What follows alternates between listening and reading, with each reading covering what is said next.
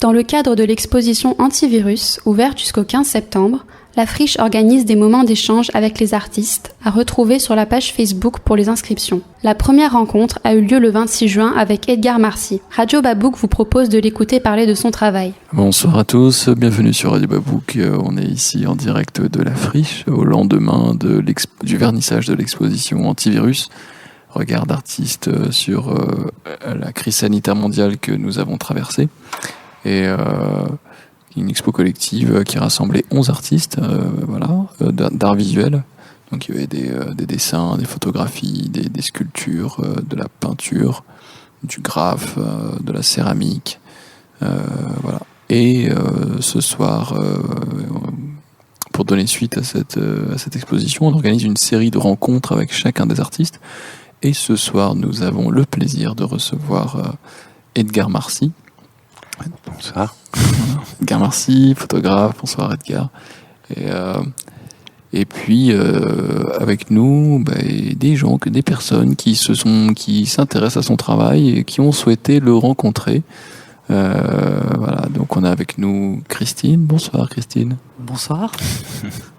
Voilà. Donc moi, c'est simple. Donc c'est très libre. On va simplement poser des questions. On va commencer par parler de ce qu'on a vu, et puis très simplement échanger avec l'artiste pour qu'il nous explique un peu ce qu'il a voulu nous dire, et puis ensuite on reviendra sur sa démarche globale. Quel est le lien avec son travail par ailleurs, les autres travaux qu'il a pu réaliser, quelle est sa démarche artistique, et puis toutes les questions qui nous viennent seront les bienvenues. Donc moi je fais un petit peu l'introduction de l'exposition. Donc c'est le contexte, c'était donc Antivirus, c'était aussi le confinement. Et donc moi j'avais fait un travail. Donc en fait l'appel à projet est arrivé pratiquement après le confinement.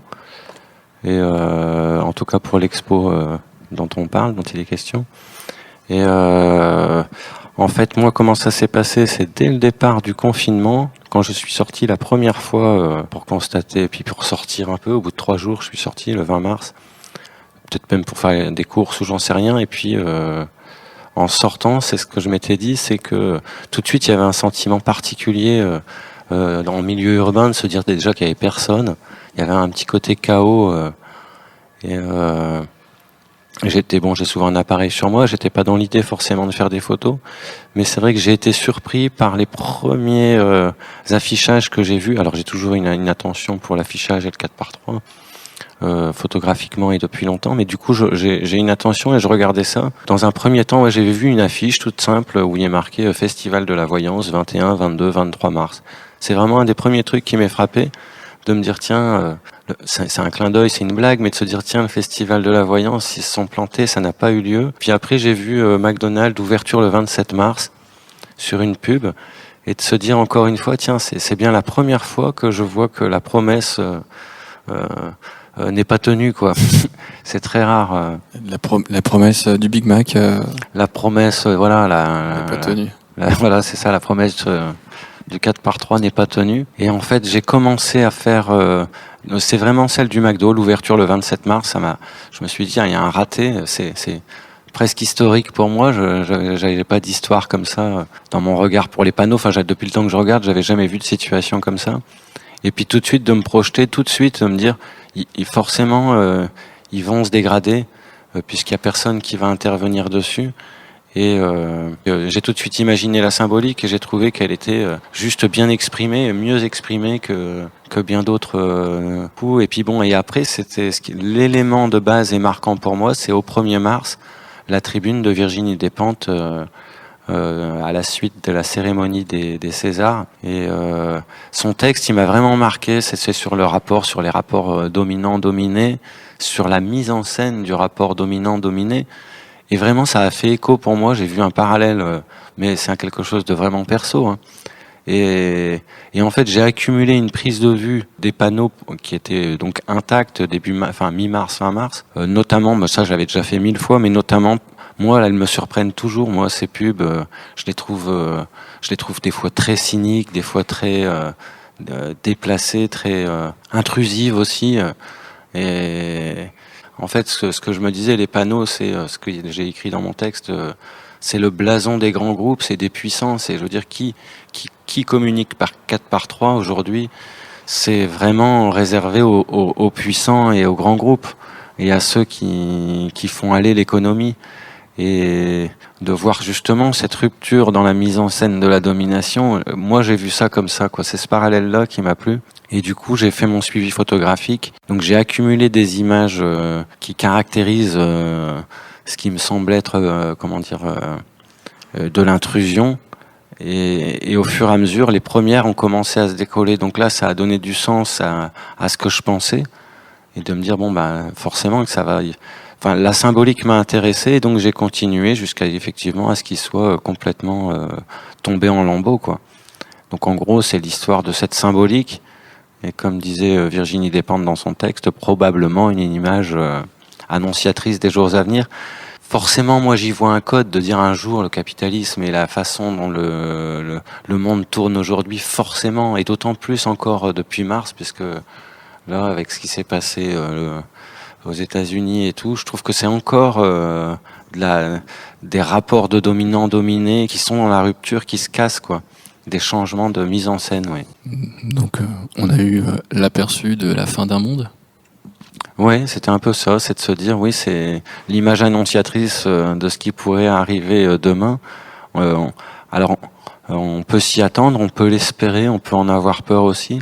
Alors après, c'est vrai que quand on voit les images avant-après, on a l'impression visuellement que c'était mieux avant, puisqu'après, on voit ces panneaux dégradés, il y a une sensation de sale presque, ou de déchiré, de chaos. De chaos, il y a une sensation de chaos, alors que c'est vrai que quand elles ont ces images de publicité un petit peu lissées, d'un premier œil, on pourrait penser que c'est une critique du chaos.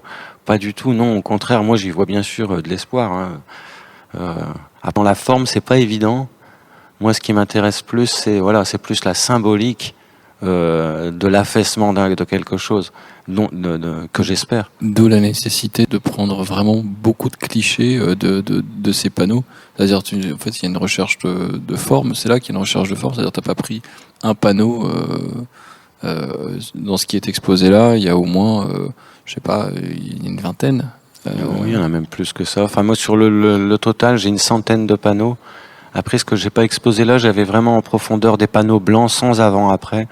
Après, il faut faire quand même un choix dans ce qu'on montre. Oui, après, il fallait quand même être un peu en profondeur dans la démonstration. Si on montre 2 panneaux, pour moi, c'était important quand même d'être sur l'avant-après pour montrer vraiment la période, le confinement, la durée, l'usure.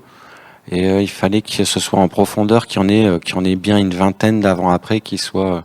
Après, je suis allé beaucoup sur les panneaux tout simplement tombés en lambeaux, le panneau brut. Et après, j'ai fait aussi des séries de panneaux qui sont les mêmes panneaux et qui sont déchirés à peu près de la même façon. Donc c'est, j'ai envie de dire, horizontal et vertical. Je sais pas si vous voyez ce que je veux dire. C'est que c'est toujours le même panneau. On pourrait croire que c'est le même qui se dégrade, mais non, c'est à différents endroits des mêmes panneaux qui se dégradent de façon parallèle et assez semblable. Donc c'était vraiment pour insister, en fait c'était plusieurs approches pour insister sur la tombée en lambeaux, quoi. Alors tu dis que ça peut être une critique justement du monde qui s'écroule, etc. Je trouve que c'est plutôt l'inverse, critique du monde de consommation, puisque je trouve que la pollution visuelle que ça génère et l'endroit où tu as choisi de prendre les panneaux, il y a un contraste entre cette espèce d'image idéale de... Voilà, ce que nous montre la pub et ce qu'elle veut nous faire croire, et puis le décor dans lequel ça s'incruste, qui sont souvent des murs en tôle, oui. Après, vraiment, sur mes choix, il y a toujours un lien à l'humain. Les panneaux que j'ai plus fait, c'est quand il y a de la cité, de l'habitation derrière. J'en ai une en tête qui est pas exposée, mais il y a un gros panneau devant la cité. Je crois que la proposition, c'est un lave-vaisselle ou quelque chose comme ça, qui paraît aussi gros que l'immeuble qui est derrière. Il y a un côté, déshumanisant au possible. Donc j'aime bien qu'il y ait ce contraste-là, qu'on imagine la vie derrière et ce truc au premier plan. Et après, carrément l'inverse, je trouve que c'est humanisant quand c'est à un certain point déshumanisé, quand il n'y a plus rien. Que ce panneau, ça rappelle l'humain, même s'il n'y a pas de... Enfin, je sais pas si je m'exprime bien, mais... Si. Bon. Ça reprend une dimension normale quand l'affiche est complètement arrachée, en fait. C'est là où on se rend compte que finalement, c'est assez superflu. Après, et puis après, ça se fond dans le décor. Et donc, ça redevient un peu ce que devrait être le monde, en théorie, sans consumérisme. Après, il reste la structure métallique qui n'a rien à faire là s'il n'y a plus de support, mais c'est vrai que là, quand elle est vierge, elle est pas. Après, c'est vrai que moi, mon approche, c'est pas tant, bon, je trouve ça gênant qu'il y ait dans l'espace public ces structures pas esthétiques, mais c'est pas là que ça me frappe. C'est plus la façon, comme le texte de Virginie Despentes sur le consentement. Voilà, ce qui m'étonne, c'est qu'on ait pris l'habitude d'avoir dans notre quotidien. C'est pas une parole, mais c'est un point de vue sur la façon dont il faut organiser nos vies, c'est un point de vue sur la façon dont il faut consommer. Je trouve que c'est toujours, même en publicité, le message est toujours pervers, c'est-à-dire il va toujours aller nous chercher dans ce qu'on a de plus. C'est toujours un petit peu, la famille, la domination aussi. On nous propose une certaine part de domination avec la grosse voiture, avec la panoplie qui fait que on se sent intégré. Et la fameuse promotion pour les pierres tombales. Donc les pompes funèbres, c'est un peu un clin d'œil au départ. On est en plein Covid. Ça paraît d'autant plus cynique à ce moment-là. Après, elle n'a pas été installée à ce moment-là, mais c'est vrai que dans l'expo, je me disais c'est un effet.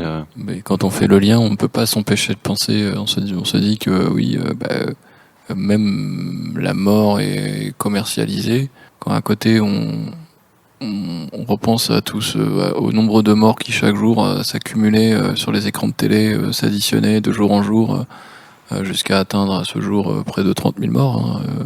Uniquement pour cette maladie-là, quoi. Et quand on voit moi je le dis comme je pense, quand on voit tous les cafouillages sans savoir qui a tort, qui a raison, mais quand on voit tous les cafouillages qu'on a traversés, où on savait plus qui a tort, qui a raison, qui fait les bons choix, qui fait les mauvais choix, on en perdait le sens des choses. Et le résultat, quand on met en parallèle cette situation qu'on traversait, et qui était inquiétante, parce qu'on a tous été proches qui étaient concernés par ça. Enfin, moi, de mon côté, en tout cas, pas à La Réunion, mais directement, parce qu'ici, on était un peu épargnés, mais depuis la métropole, on prenait des nouvelles de la famille, savoir certains d'entre eux ont été touchés, d'autres sans protéger dans une peur panique,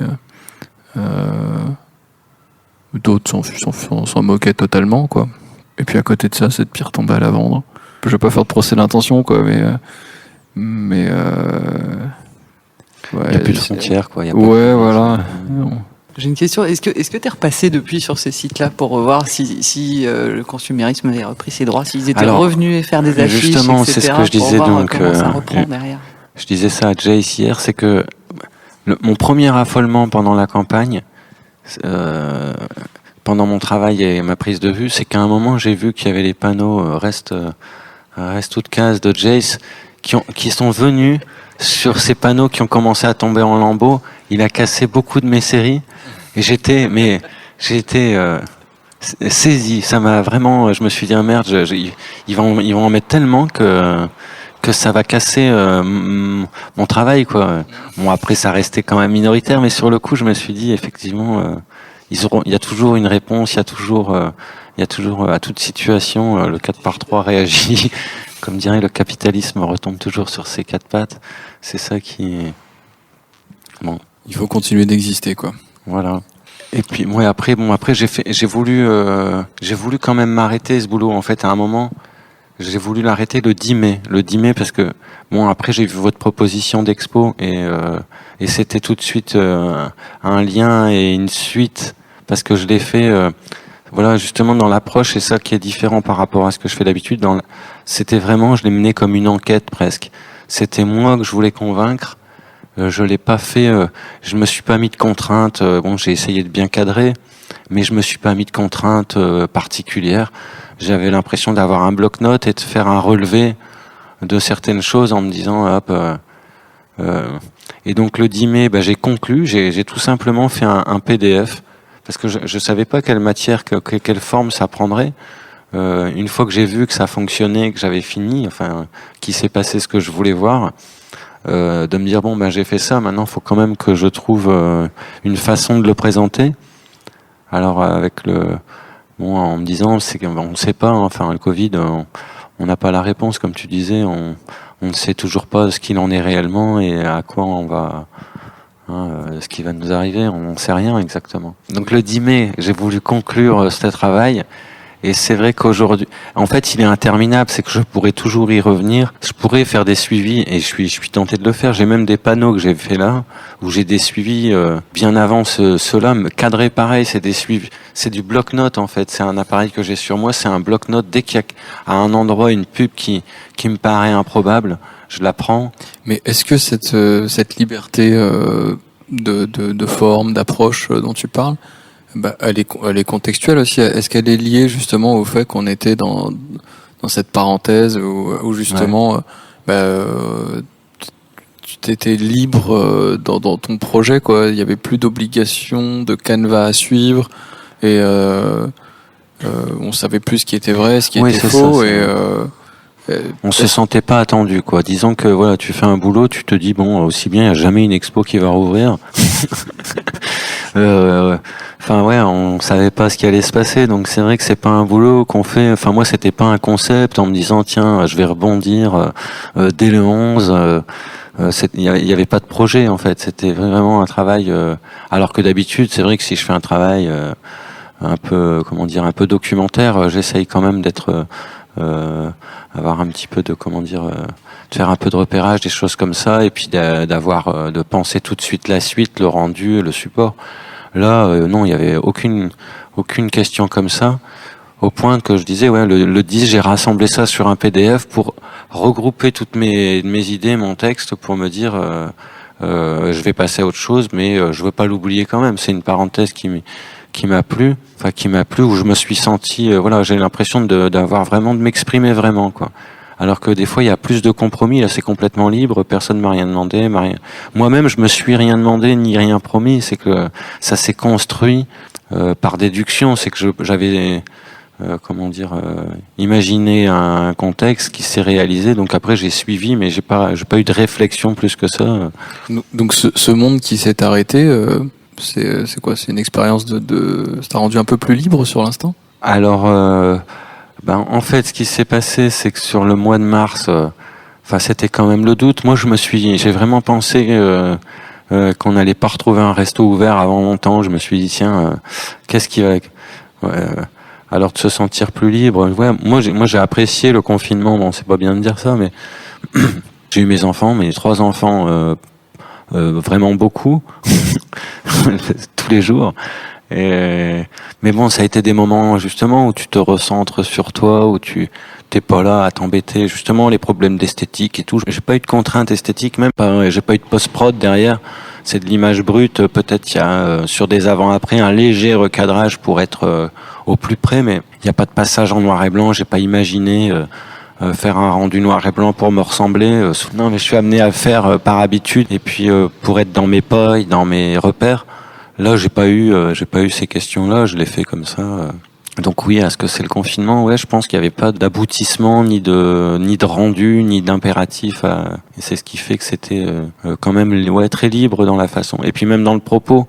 D'habitude, je contourne quand même plus. Je suis moins frontal dans mon propos. Et là, de se dire de toute façon, dans un monde comme ça, mais si on commence encore à contourner et à polir ce qu'on dit, de se dire là, de toute façon, on peut quand même aller droit au but et droit dans le ressenti, même si ça me paraît moins, moins incisif qu'il y a encore un an, quoi. Après, je trouve que le monde évolue mais terriblement vite depuis mars. Je trouve que les mœurs, les rapports justement dominant-dominé, de hiérarchie, de racisme, j'ai l'impression que tout ça est en train de se décanter plus vite que d'habitude. Il y a des rapports humains qui, comme on dit, l'esclavage à un moment c'était autorisé, c'était légal, on s'en est pas posé. J'ai l'impression qu'aujourd'hui on est dans une période où il y a plein de choses qui nous reviennent de front et de se dire mais c'est vrai, c'est pas possible.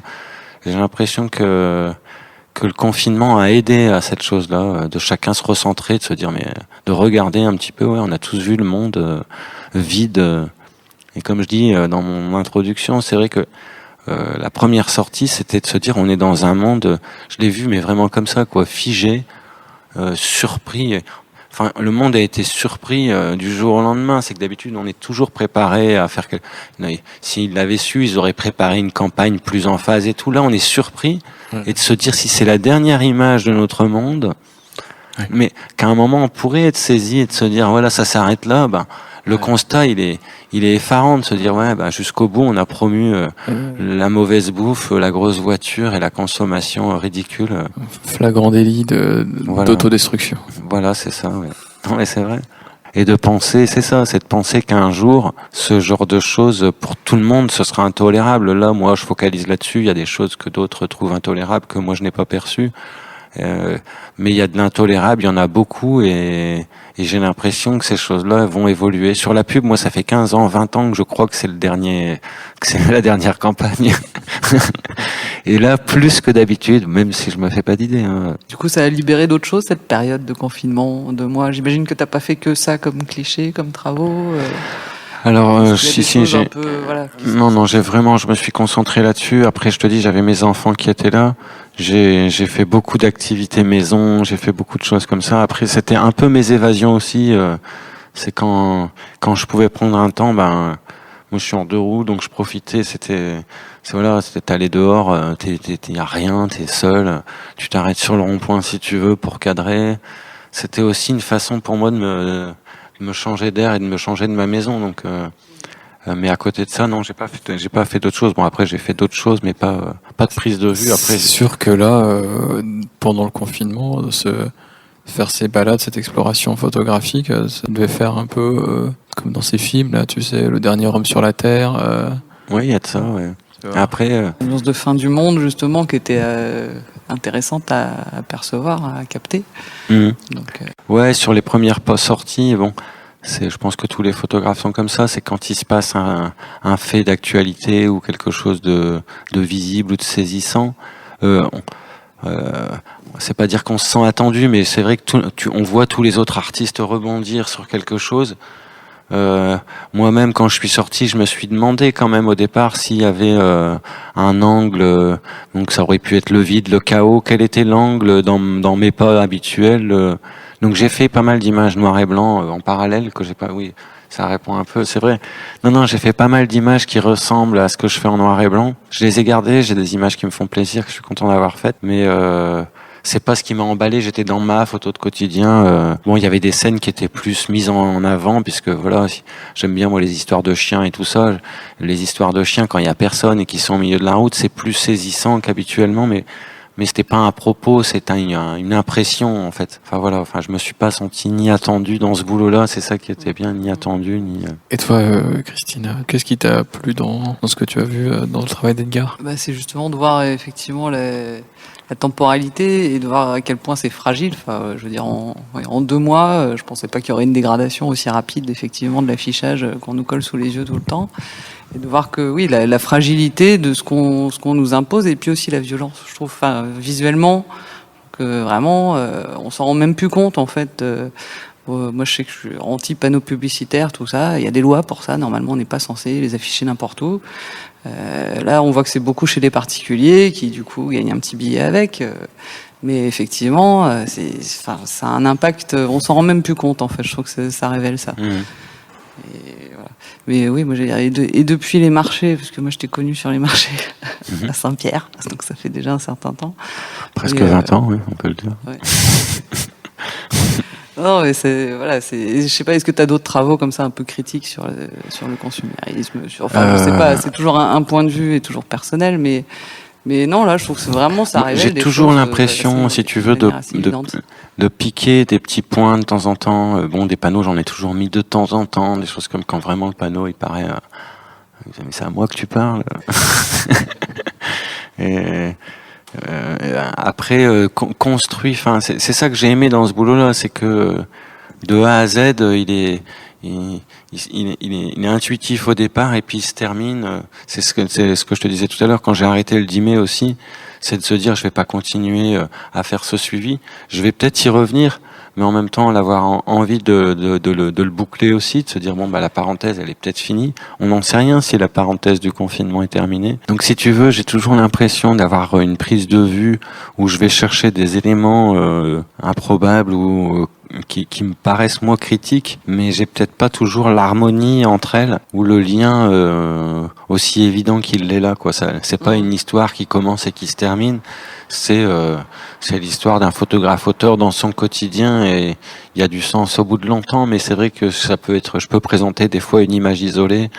Peut-être qu'à un moment, quand je fais un retour, je pense qu'il y a une cohérence entre toutes, mais ce n'est pas quelque chose que je formule sur une énergie, quoi. C'est un travail du quotidien, voilà. Il n'y a pas une idée derrière, forcément. Si, je suis toujours dans cette idée, je suis toujours dans ce ratio humanisant, déshumanisant. C'est toujours un petit peu ce qui guide mes prises de vue.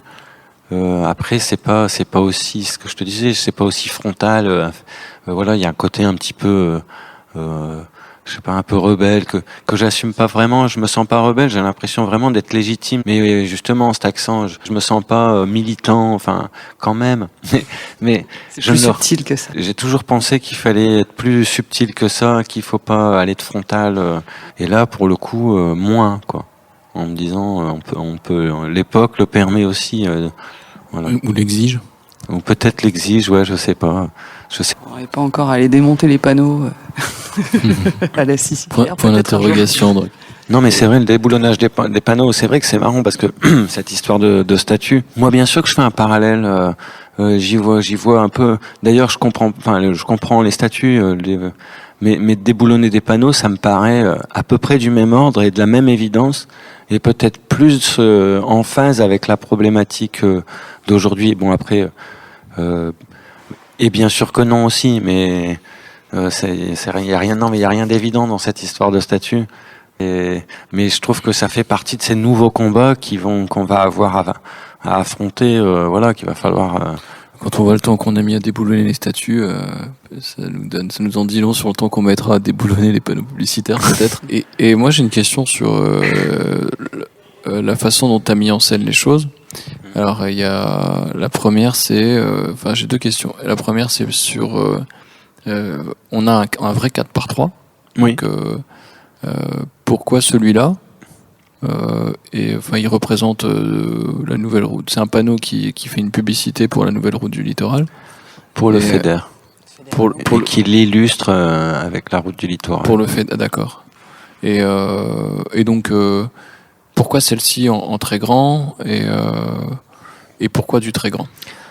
Alors sur la scénographie, justement, ça a été pour moi aussi le plaisir de cette expo, c'est d'assumer ma scénographie pratiquement de A à Z. Bon, j'ai été aiguillé, je vous en remercie et tout, mais ce que je veux dire, c'est que je me suis senti responsable de ma scénographie. C'est pas toujours le cas, et donc tout simplement, je voulais. On parle de 4x3. Je trouvais qu'in situ c'était bien d'en avoir un. Après, bien sûr qu'il fallait qu'il y en ait un pour qu'on soit vraiment dans le rapport au format aussi. Et après, celui de la route du littoral, alors je le trouve esthétique. C'est pas le cas de toutes les images que j'ai présentées. Et puis après, comme je le disais tout à l'heure, probablement annonciatrice des jours à venir. Et c'est vrai que c'est étonnant parce que là, apparemment, ça se confirme, le fait que la route du littoral n'ira pas forcément jusqu'à son terme. Quand je vois mon panneau, je me dis il décrit bien ce qui se passe. Bon, après on pouvait bien l'imaginer depuis déjà un bout de temps, mais je trouve qu'il parle vachement bien de ce qui se passe à La Réunion, parce que cette route, elle est aussi quand même l'emblème et une caricature de ce qui se passe dans notre monde. C'est que là, on a choisi un tout voiture au moment où on pourrait penser que on arrive dans le mur. D'ailleurs, j'avais pas souhaité participer moi aux appels d'offres autour de la route du littoral, puisque dès le départ, je me suis dit je n'y crois pas. Je n'y croyais pas. Je pensais pas qu'il la ferait. Je l'ai reconnu après, je me disais merde, j'aurais dû participer parce que c'est quand même historique, c'est quelque chose de. Mais je ne le croyais pas jusqu'à tard que ça se ferait. Bon pour ces raisons-là, j'ai trouvé que c'était intéressant qu'elle y soit. Après, donc j'ai fait 2 séries de 12 images avant-après. Donc c'était pour avoir un autre angle de mon suivi de panneaux. Et après, j'ai un pan où où c'est plus au départ, dès le 20 mars, un constat du cynisme ambiant. Voilà, c'est des panneaux les plus cyniques de la tombe jusqu'à des ambiances qui sont un peu chaotiques ou des choses comme ça. Et concernant celui qui est donc en face du 4x3 de la pub sur le FEDER, il y a donc une photo en fond, une de tes photos que tu as mis en papier peint, sur laquelle tu as accroché en plus des cadres. Ouais. Tu étais en questionnement sur la façon d'accrocher. Il y a eu des hésitations. Qu'est-ce qui a fait que ça donne ce que ça donne maintenant et qui fonctionne très très bien? Alors, en fait, les cadres, je voulais, parce que j'ai fait beaucoup de collages, je voulais qu'il y ait du relief un petit peu pour pas être tout en 2D, en aplat collé. Donc c'était important pour moi qu'il y ait des cadres et des images présentées de façon classique en photographie. Et après, l'idée de mettre un fond. Donc sur cette photo, c'est un buisson. Enfin, c'est sur un rond-point et c'est un champ de panneaux plus ou moins anarchique, puisque c'est du petit panneau de la petite SARL du coin qui met son panneau de façon pirate à la grosse boîte qui a fait ça un peu mieux, mais c'est quand même l'anarchie totale. Et j'aimais bien l'idée que mes photos soient juste au-dessus de ces panneaux et soient confondues dans ce brouhaha. Donc ouais. Donc c'était l'idée, donc là dans la scénographie globalement, c'est ça qui m'intéressait, d'avoir ce grand format pour nous mettre dans la réalité, les avant-après pour qu'on comprenne bien mon suivi et ce qui m'a intéressé, et puis après donc ce plan sur plan où on fait le constat. Et après, donc, j'ai quand même, c'était important pour moi d'afficher le texte et que j'ai écrit dans les pas, vraiment, c'est vraiment dans les pas du texte de Virginie Despentes. Alors, je savais pas s'il fallait toujours mettre des guillemets ou pas, parce qu'en même temps, je veux pas lui détourner son propos. Des fois, c'est un parallèle, c'est pas si évident que ça. Et alors, des fois, j'ai enlevé les guillemets parce que je change la formule ou les mots, mais le ton et le déroulé, j'ai voulu me caler. C'est vraiment calé là-dessus, parce que ça a été vraiment le leitmotiv du départ à la fin. Et donc là, je l'ai mis en scène aussi. Il est intégré dans le mur, le texte. Et c'est pareil, pour moi, c'est une expérience nouvelle que vraiment d'être appuyé sur un texte et de vouloir. C'est pour ça que donc le texte est sur du papier peint comme une photo en fait. Voilà, il est intégré dans le mur pour qu'il soit vraiment dans la scénographie, qu'il soit pas un petit plus à côté. Non, il faut vraiment qu'il soit. D'accord, je comprends mieux pourquoi tu avais insisté pour pas avoir de cartel et que ce soit ton papier peint, etc. D'accord. Voilà, pour qu'il soit vraiment intégré dans le travail, qu'il soit pas un petit rajout ou un accessoire. Voilà. Non, c'est juste pas peut-être. Est-ce qu'on t'a déjà proposé de faire de la publicité, des 4x3? Est-ce que tu afficherais en 4x3 Alors, j'ai souvent ce genre de débat avec des clients. J'ai énormément de mal. D'ailleurs, j'en ai invité hier soir, qui sont venus, avec qui on est toujours en pourparlers publicitaires, avec qui ça n'avance pas d'ailleurs, parce qu'effectivement, j'ai une approche particulière. Je veux toujours comprendre les tenants aboutissants de la façon dont ça va être montré, et je suis compliqué. Et d'ailleurs, j'essaye de dissuader mes clients assez rapidement pour leur dire on va pas y arriver. Vous voyez bien que il faut vraiment, en fait, je demande vraiment à ce qu'il n'y ait pas de blanche et que je comprenne vraiment le truc. Et bon, et des 4x3, j'en ai fait une fois dans ma vie. Je vais pas dire que j'ai regretté parce que j'ai touché tellement d'argent que je le referai. Et à l'époque, ça m'a vraiment aidé financièrement. Après, aujourd'hui, je les évite vraiment, les trucs comme ça. Les 4x3, j'en ai pas refait. Hein, mais... C'était pas la série avec les artisans nus? Ah non, alors justement, ça c'était le revers de cette histoire-là. On avait affiché des artisans nus en zone industrielle. C'est quand même en lien direct de se dire à un moment, on est autant légitime que des gros groupes à se mettre des individus, la symbolique, l'artisan nu en zone industrielle. Mais bon, c'était pas de la pub, c'était au contraire vraiment de l'anti-pub. C'était pas de la pub. Non, et de la pub, c'est ça. Moi, a priori, je n'en fais pas. Je veux bien faire de la promotion parce qu'après, c'est compliqué.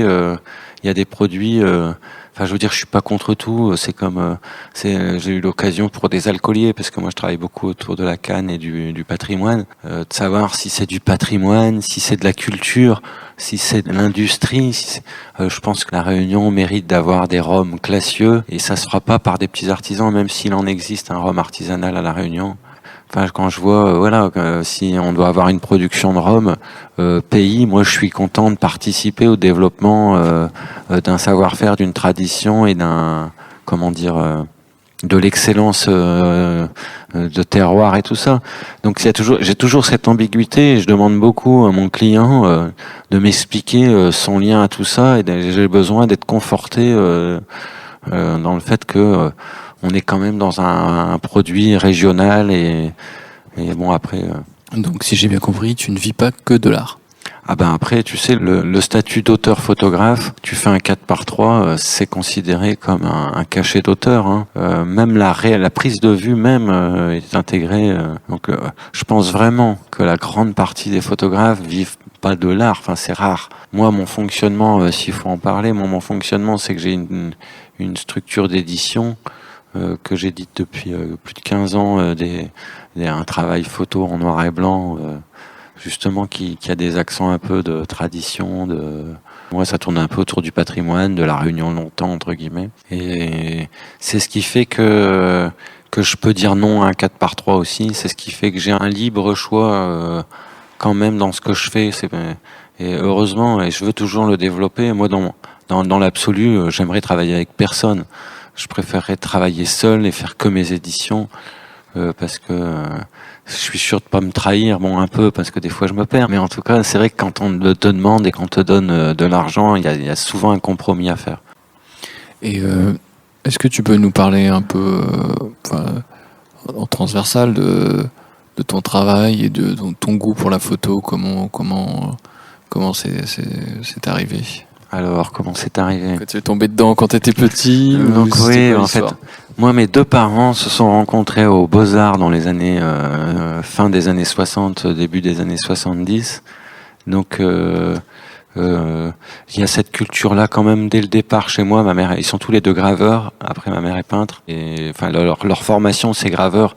Après, donc, c'est un milieu, moi, qui m'a jamais je sais que j'ai croisé des photographes qui voulaient devenir photographes. Ils avaient l'impression de passer du côté obscur dans le monde des artistes. Moi, j'ai jamais vu cette frontière. J'ai jamais été. J'ai pas cru que je faisais un deuil de quelque chose ou quoi que ce soit. C'était un milieu naturel quand même.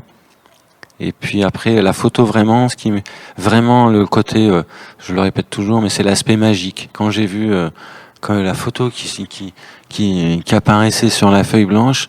J'aimais bien les tours de magie et tout. Pour moi, c'était dans la même panoplie que les tours de magie, quoi. C'était un truc d'enfant de voir apparaître. Limite, je trouvais que c'était improbable. J'y croyais pas, quoi.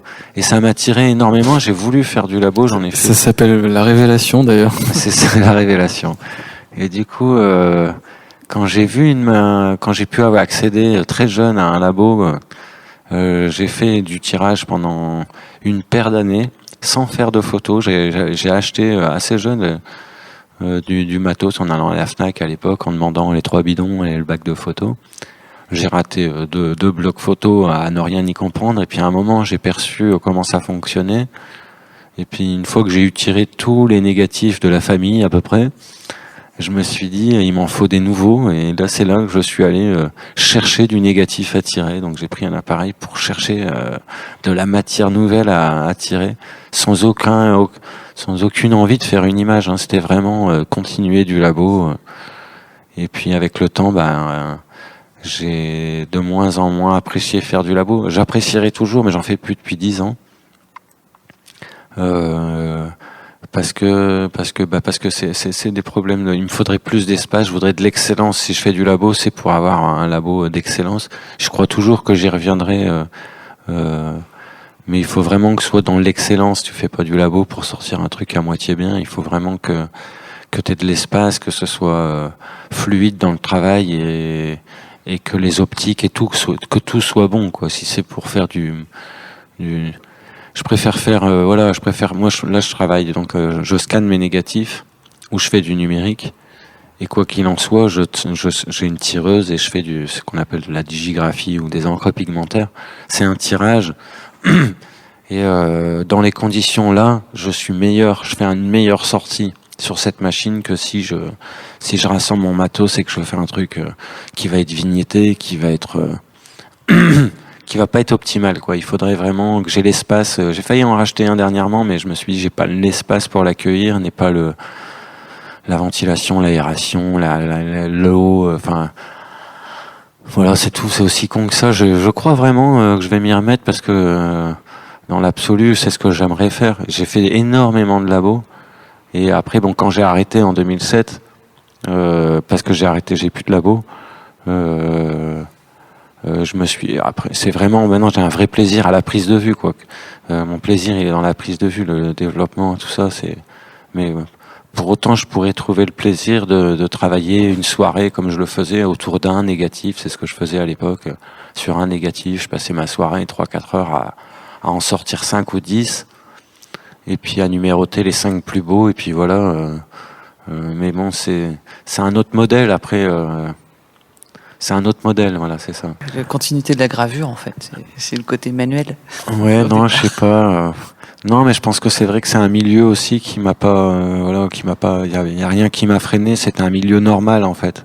Alors que j'ai vu des gens qui avaient une beaucoup plus grande appréhension parce qu'ils avaient un certain niveau d'études ou des choses comme ça, qui se sont dit, c'est pas, enfin pour eux c'était, je sais pas comment dire.